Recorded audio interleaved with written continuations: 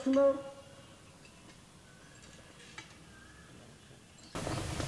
سمع الله لمن حمده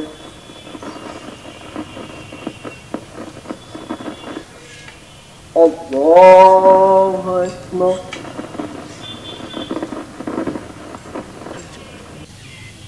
السلام عليكم ورحمة الله مغفرة من عندك ورحمة إنك أنت يا الله فلسطين مسلمان بأيدك برحمتك يا أرحم الراحمين সারা দেশে ধারাবাহিক তাপদাহের প্রভাব মুক্ত নয় কুষ্টিয়াও। বিগত 10 দিন কুষ্টিয়ার ধারাবাহিক গড় তাপমাত্রা ছিল 40 ডিগ্রির কাছাকাছি। এই তীব্র খরা এবং অনাবৃষ্টির কারণে জনজীবন হয়ে পড়ছে বিপর্যস্ত।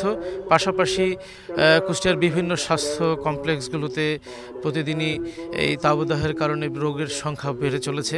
এছাড়াও আসলে মূলত নিম্ন আয়ের নিম্ন শ্রেণীর মানুষরা সবথেকে বেশি আসলেই এই তাপদাহের প্রভাবে পড়েছে। তাছাড়াও এই তীব্র তাপদাহের কারণে জনজীবন কিছুটা বিপর্যস্ত হয়ে পড়েছে। নিশ্চয়ই দেখতে পাচ্ছেন আমার পিছনে ইস্তেস্কার নামাজ আয়োজন করা হয়েছে এই তীব্র অনাবৃষ্টির কারণে।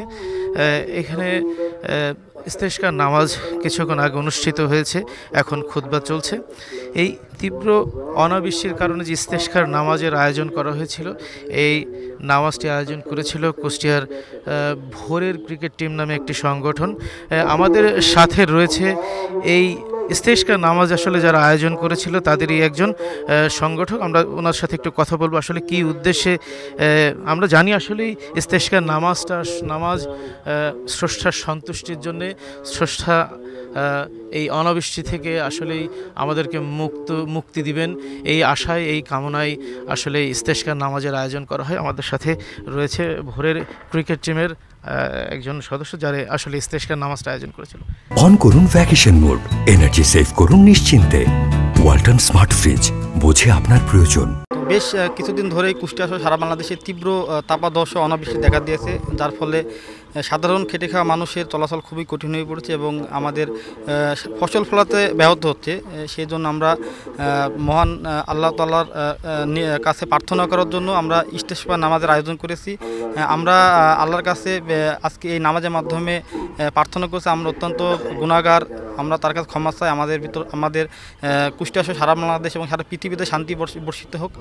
এই মূলত বৃষ্টি এবং তীব্র তাপদাহ থেকে বাঁচতে আল্লাহর কাছে আমরা আজকে ক্ষমা প্রার্থনা করলাম। আল্লাহ যেন আমাদের ক্ষমা করে দেন। ধন্যবাদ আপনাকে। নিশ্চয়ই শুনতে পারছিলেন আসলেই যে কথাটি বলছিলাম, এই তীব্র খরা থেকে মুক্তির জন্যে সাধারণ মানুষ আসলেই স্রষ্টা ছাড়া, পালনকর্তা ছাড়া আসলেই